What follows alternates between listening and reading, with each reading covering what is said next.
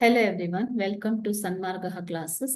12ನೇ ಪ್ರಶ್ನೆ, ಸಾಮಾಜೀಕರಣ ಹಾಗೂ ಕುಟುಂಬದ ಸಂಬಂಧಗಳು ಎಂಬಂತಹ ಚಾಪ್ಟರ್ ಇಂದ ಸಾಮಾಜೀಕರಣವು ಸಾರ್ವತ್ರಿಕ ಪ್ರಕ್ರಿಯೆ ಎಂದು ಹೇಗೆ ಹೇಳುವಿರಿ? ಸಾಮಾಜೀಕರಣವು ಒಂದು ಸಾರ್ವತ್ರಿಕ ಪ್ರಕ್ರಿಯೆಯಾಗಿರುವುದು. ಓಕೆ, ಜೀವನ ಪರ್ಯಂತ ಎಲ್ಲ ಸಮಾಜಗಳಲ್ಲೂ ಇದು ನಡೆಯುವಂತಹ ಪ್ರಕ್ರಿಯೆಯಾಗಿದೆ. ಈಗ ಸಾಮಾಜೀಕರಣ ಅಂತಂದ್ರೆ ಮಗು ಬಾಲ್ಯದಲ್ಲಿ ಕಲಿಯುವಂಥದ್ದು ಅಂದ್ರೆ ಬರೀ ಬಾಲ್ಯದಲ್ಲಷ್ಟೇ ಸಾಮಾಜೀಕರಣ ಇರುವುದಿಲ್ಲ ಮಕ್ಕಳೇ. ಅದೇ ರೀತಿ ಶಾಲೆಯಿಂದ ಮಾತ್ರ ಮಗು ಸಾಮಾಜೀಕರಣಗೊಳ್ಳುವಂಥದ್ದು ಅಲ್ಲ. ತಮ್ಮ ಮೂಲ ಪ್ರವೃತ್ತಿಗಳನ್ನ ಮಾತ್ರ ಅನುಸರಿಸಿ ಪ್ರಾಣಿಗಳು ನಡೆಯುತ್ತವೆ. ಆದರೆ ಮನುಷ್ಯನು ಜೀವನ ಪರ್ಯಂತ ತನ್ನ ಸಾಮಾಜೀಕರಣ ಪ್ರಕ್ರಿಯೆಯನ್ನ ಮುಂದುವರಿಸ್ತಾನೆ ಮಕ್ಕಳೇ.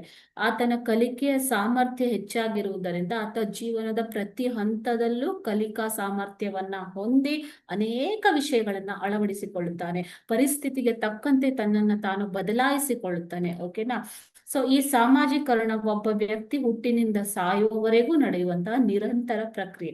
ಅದೇ ರೀತಿ ಬರೀ ಭಾರತೀಯ ಸಮಾಜ ಅಂತ ಅಲ್ಲ, ಪ್ರಪಂಚದ ಎಲ್ಲಾ ಕಡೆಯೂ ಎಲ್ಲಾ ಸಮಾಜದಲ್ಲೂ ಇದು ನಿರಂತರವಾಗಿ ನಡೆಯುವಂತಹ ಪ್ರಕ್ರಿಯೆ. ಆದ್ದರಿಂದ ಇದನ್ನ ನಾವು ಒಂದು ಸಾರ್ವತ್ರಿಕ ಪ್ರಕ್ರಿಯೆ ಅಂತ ಹೇಳ್ತೀವಿ. Okay, thank you.